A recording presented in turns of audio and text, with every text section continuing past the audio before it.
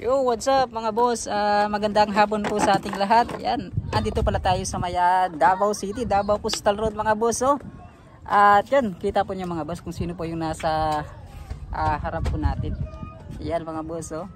So, siya pala, no? Trending po siya mga boss, sa totoo lang. Yan, no? Si General Torre mga boss. Good afternoon. Nandito pala sa Davao City si General Torre mga boss. Yan, so General Torre, kamusta ka General Torre? Okay lang, same as usual. Ayan, so ano yung masasabi natin General Torre na nandito ka na pala sa Davao City? Dito tayo talaga nakatira sa Davao City. May totoo ba daw na may bahay ka dito? May bahay. May bahay tayo dito. Ayan, oh. Dahil taga Davao po tayo. Oo. Wala naman tayong sinasagasaan na tao. Pro Duterte po tayo. Iyon. So di ko alam. So yun mga boss, no, siya po ay ka-look-alike po ni General Torre. Yan. So ikaw sir, kumbaga marami na ba yung mga nagsabi sa iyo na ikaw kamukha mo daw si General Torre? Yun nga eh. Ang dami, kumabot nga ang comment ng 3.2k. Pero ang ano lang doon kasi mabibilang mo lang ang mga nagsabi ng totoo or yung maganda ang mga ano nila message nila. Maliban sa mga buzzer ko, siguro ang buzzer umabot na siguro ng sobra 3k yung nagbaba sa akin, pero okay lang sana yon, hindi lang yung may halong treatment. Pero okay lang ba sa'yo sir na sabihan ka na si General Torre o ano ba yung mga masasabi mo sir? Wala naman tayong problema niyan kasi ang mga tao ang nagano sila mismo ang naghusga.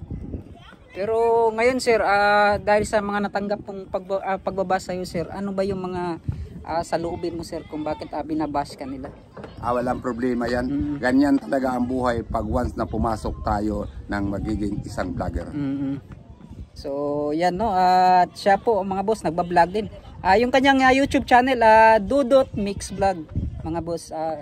Basta supportan po yung Facebook page mo sir, kuhan ka dito. Manawagan ka sa aking YouTube channel. Ikuhanin mo ang YouTube Facebook page dira sir. Paki-support na lang Dudot Mix Vlog. Ayan, Dudot Mix Vlog yung kanyang Facebook page po no mga boss.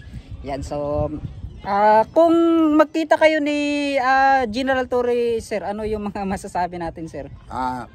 Laking pasasalamat ko nang dahil kay General Torre umabot tayo ng kulang-kulang 13k followers. Ayan. So sir, ito tanong lang natin no.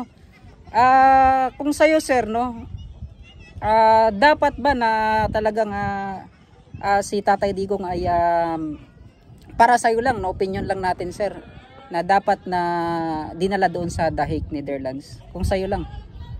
Ayun ang nasasabi ko lang po, kasi doon po sa batas natin, dapat sana idinaan pa dito sa korte natin bago dadalhin doon.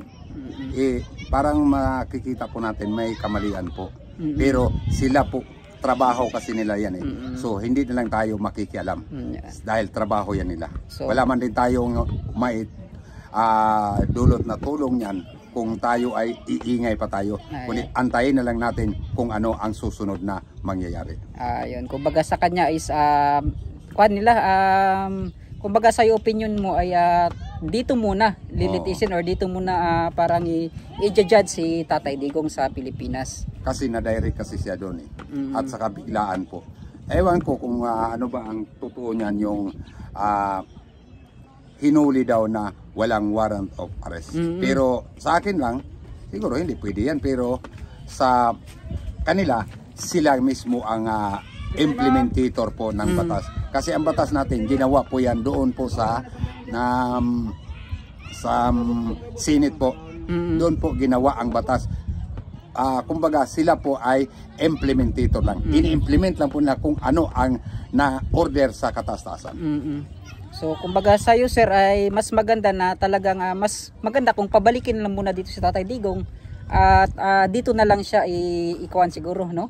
I-judge or ang tawag nito parang lilitisin yung kanyang kaso. Kung pwede. Kung pwede. Pwede. Yan. Dahil kung sa akin lang kukunin ko si Tatay Digong doon, ibalik ko dito. Pero wala tayong magagawa.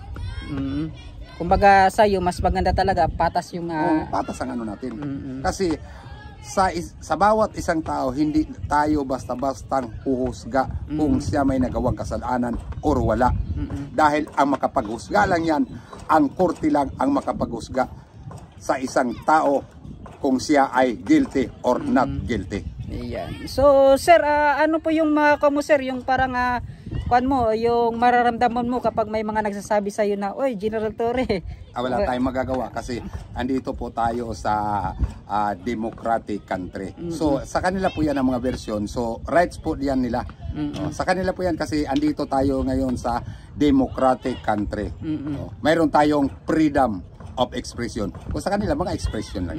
Ayun. So sir, no, at so ikaw sir, kumbaga marami na ka na bang may naranasan ka na ba yung parang panglalait sa iyo? Ano ba yung mga nakuan mo sir, dahil yun nga po ay talagang trending na trending or mga pag-uusapan talaga itong si General Torre dito sa ating bansa. Ay sobra. Ginawa pa nga akong kilawin na aso. Papaloy na nga ako ng bakal. Meron pang nag-comment doon sa akin, mabuti lumayas ka na. Baka gagawin pang alakansya yung ulo mo. Okay naman yan, pero wag naman yung sumubra yung mga parang may treatment na sa buhay ko. Comment lang kayo kung ano masabi nyo. Wala lang yung mga treatment kasi parang personal na yan sa buhay ng tao. So ikaw sir, natatakot ka ba na yung mga ganun po na mga comments sa'yo? Lalo na itong kumbaga mga sinasabi nila na parang may pagtitreat po sa iyong buhay.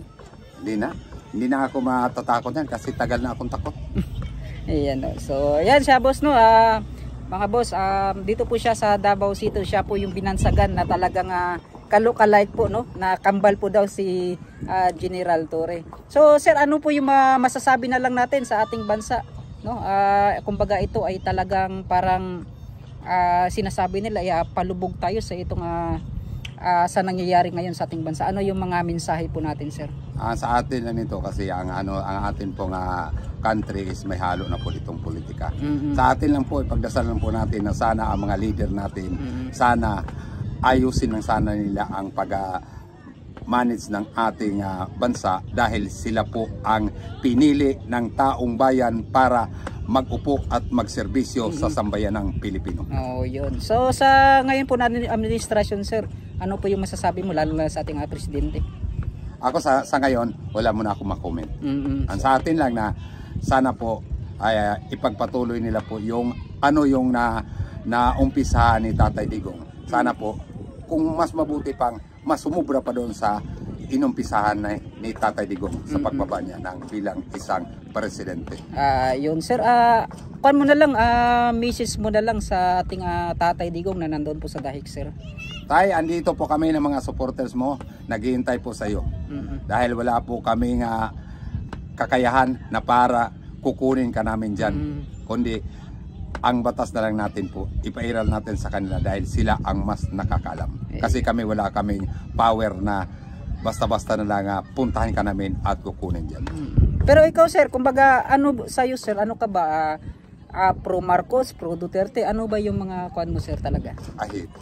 Since the beginning until now, pro Duterte tayo. Ayan, no? So yan mga boss, no, sa mga lahat po ng mga nagbabas po sa kanya, no, kay sir, hindi na lang natin kukunin siguro yung kanyang pangalan kasi personal na kasi yan kasi yun nga po, yung kanyang Facebook page po mga boss, no, suportahan po ninyo mga boss, Dudut Mix Vlog. So makikita po niyon mga boss yung ginagawa niyang content, pero for entertainment purposes lang naman yun mga boss, kasi napakarami daw mga napakarami yung mga ginawa niyang content na binabas talaga siya mga boss.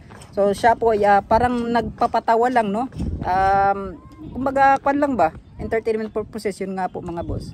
So suportahan po niyan Dudut Mix Vlog. So sir, ito kunting na lang mensahe natin sa ating bansa. Yan. Ipagdasalan lang po natin sana mabuti po ang takbo ng ating bansa at saka kay Tatay Digong idasal po natin na sana ma-quit na ang kaso niya. Ayan. Dito pala, ano po yung naramdaman mo pala sir nung nanalo landslide po si Tatay Digong dito sa Davao City? Ay, maraming salamat. Walang sawa ninyong pagsuporta kay Tatay Digong. Thank you so much. Dahil kung wala si Tatay Digong, wala ang Coastal Road. So sir, kung ikaw yung maging kwan talaga sir, kung ikaw yung tawag nito, kung bibigyan ka ng chance, no, yun may kwan kasi yung mga ka-look-alike, baka may makarecognize sa'yo or may makakita sa'yo na, uy, dadalhin natin yan, ipapapa natin sa, ang tawag nito, doon sa ka-look-alike, sa, yun, may isang mga, kwan kasi, mga programa. So, okay lang ba sa'yo? Baka may ganun, sir, ba? Kukunin ka parang ka-look-alike ni... Okay, walang problema. Welcome po kayo.